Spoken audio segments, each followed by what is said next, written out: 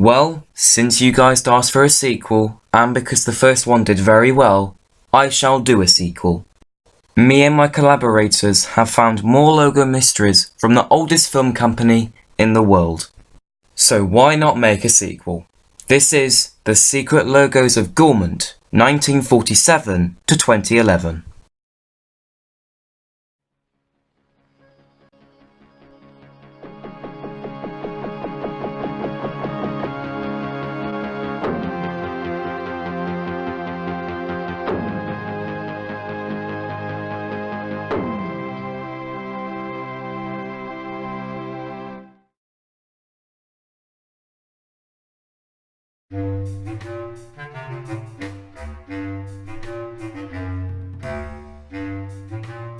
Last time, we talked about the logos that Gaumont had from 1895 to 1947.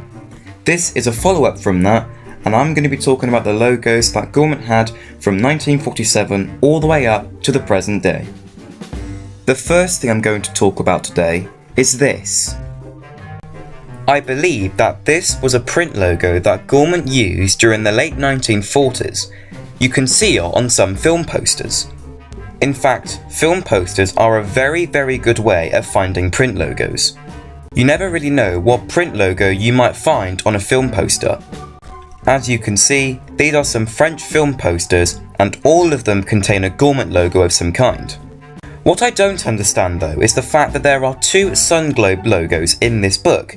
You have this one and you have this one. Why are there two sun globe logos in this book? Simple, because the one on screen now is the one that you see in films, and the other one was not seen in films, it was only seen on posters. As we know, the Sun Globe logo was first introduced in 1947 and was retired in 1964 with the introduction of the Sun Globe 2 logo, which lasted from 1963 to 1970. There's nothing exciting to say here, so let's just move straight on to 1970 with the introduction of this logo. Of course, this is the Daisy of Doom, which was introduced in 1970 and was retired in 1980.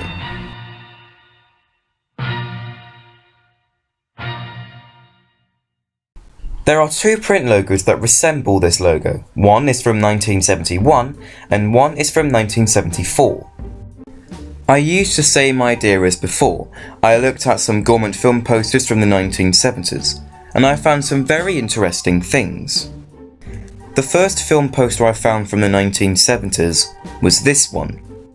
The title of the film, which is the white text, translates to Butterfly on the Shoulder. The film was released in 1978. In the bottom left-hand corner, you can see a Gaumont print logo, and if we zoom in on this, we can see that the print logo is the 1971 logo. This is still within the realms of the 1970 to 1980 Daisy of Doom logo, so we're fine with this one. The next 1970s film poster I found from Gaumont was this one. In English, this film is called Black Thursday, and it was released in 1974. But this time, we've got a different print logo. If we zoom in on the print logo, we can see that it's this. This is not the Daisy of Doom print logo. So what logo is this supposed to be? This is actually the print logo of the 1981 to 1995 logo and the 1985 to 1995 logo. But something even crazier comes up next. The third and final poster I got is this one. The title translates to The Slap, and it was released in 1974. And the Gaumont logo at the top of this poster is the 1981 to 1995 / the 1985 to 1995 logo. What is it doing here in the 1970s? Well, in the 1970s, Gaumont introduced this. This is the full version of the 1981 / 1985 logo. This logo was not seen on any film during the 70s. Its first appearance as a logo on screen was in 1981.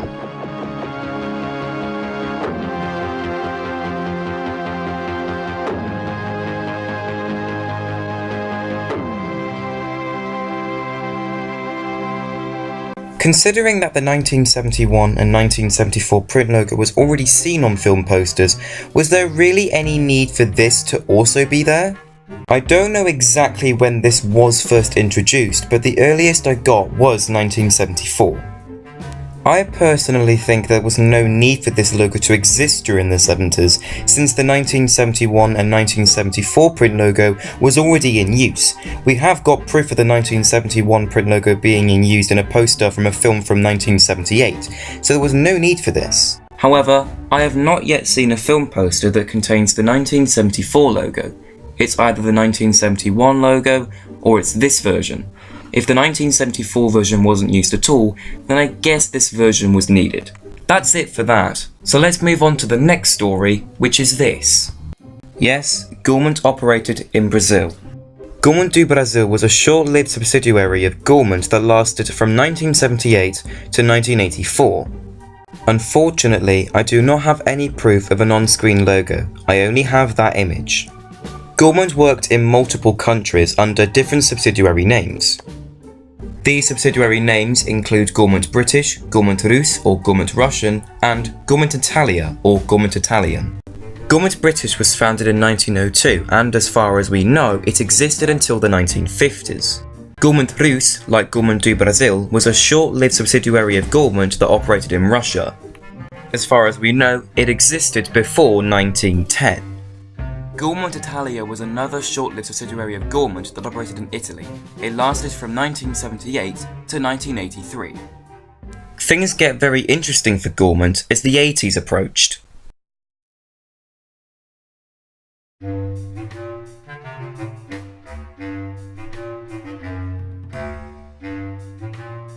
The 1980s was a very interesting time for Gaumont.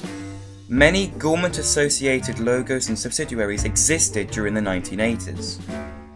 Going back to Gaumont do Brasil, the logo is very similar to the 1981/1985 logo, besides the fact that the G is bigger and Gaumont do Brasil is underneath it.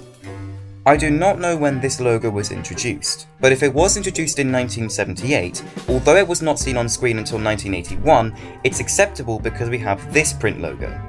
Now we can move on to Gaumont Italia. As I said, Gaumont Italia was founded in 1978, the same year as Gaumont do Brasil. Interestingly, according to the CRG Wiki, this logo was not introduced until 1980.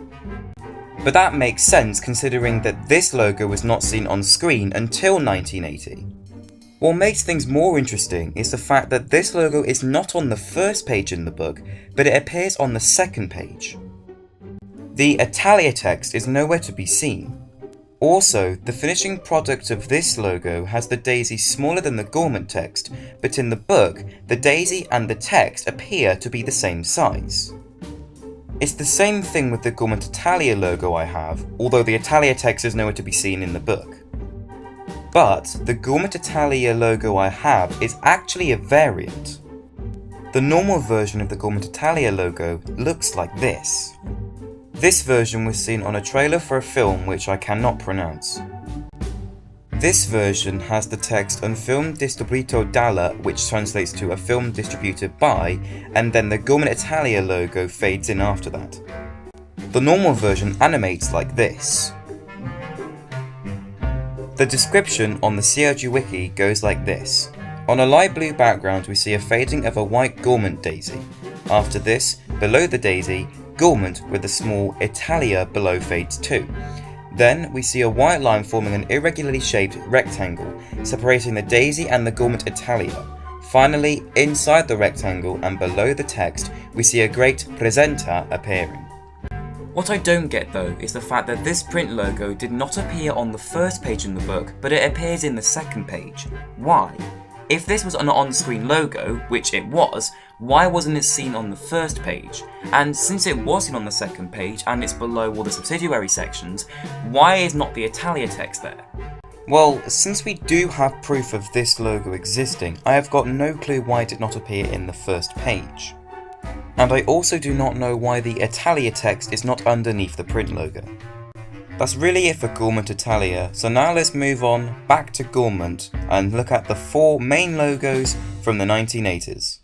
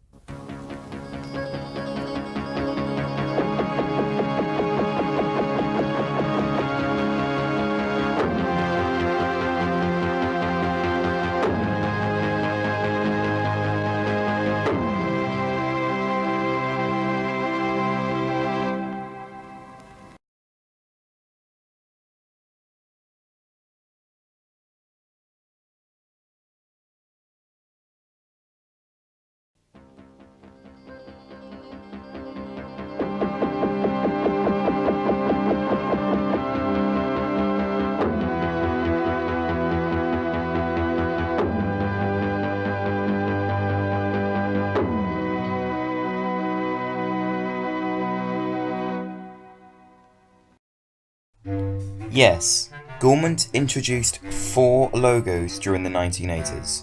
I have no idea why. I haven't mentioned this logo yet, so I'll do that now. This logo, according to the COG Wiki, was introduced by Gaumont in the 1980s. This logo is between the 1981 and the 1985 logo, so I'm going to assume that this logo was introduced between 1981 and 1985. We aren't completely sure when it was first introduced, but what we do know is that it is still in use today. Why is this logo still in use today? This is the current logo from Gaumont, so why is the 1980s to present logo still being in use today?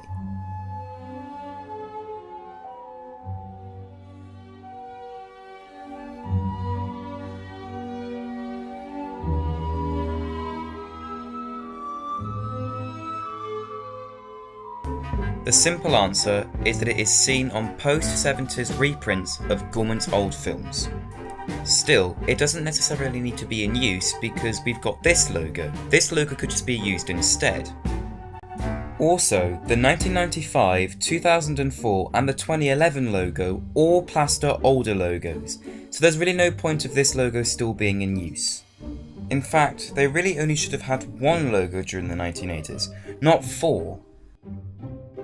The 1980 and the 1985 logo are considered very rare, whilst the 1981 logo is considered extremely rare. Thankfully, after the 1980s, Gaumont's logos were more consistent. That is it for the 1980s. Now we move on to Gaumont Buena Vista International.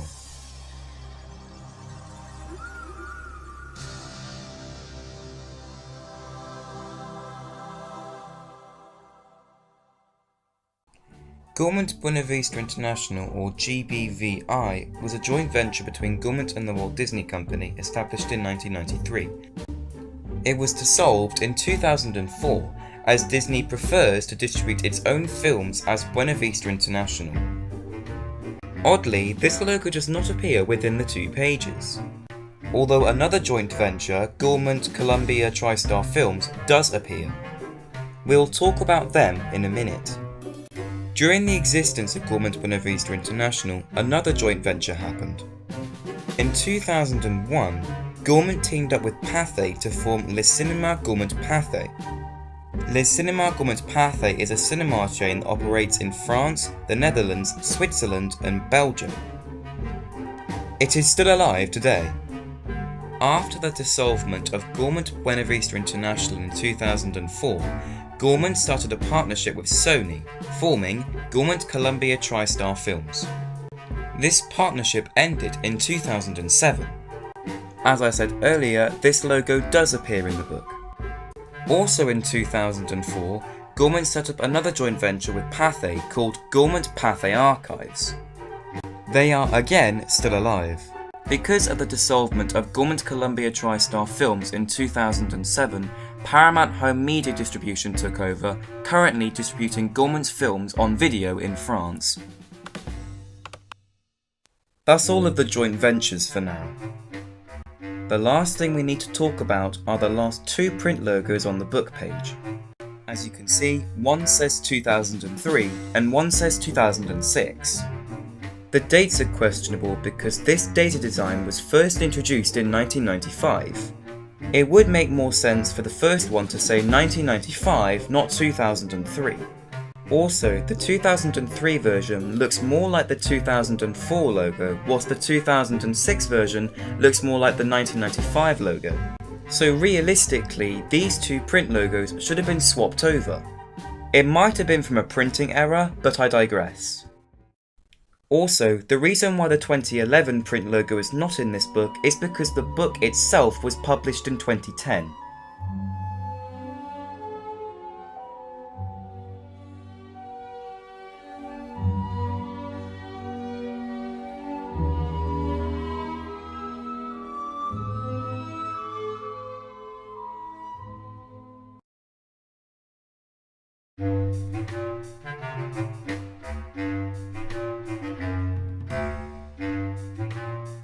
We have talked about a lot of things in these 2 videos. However, like I said last time, there's probably a lot of things that I missed out. Whatever happens, there's always going to be a secret about a film company, and I've just talked about the secret logos from the oldest film company in the world. I've really enjoyed making these short documentaries and I want to make more of them. So, if you've got any ideas of what documentaries I should make, tell me in the comment section below and I will do a documentary of it. Thank you all very much for watching these 2 videos I've made on the secret logos of Gaumont. I really hope you enjoyed them. I'll talk to you all later. Goodbye.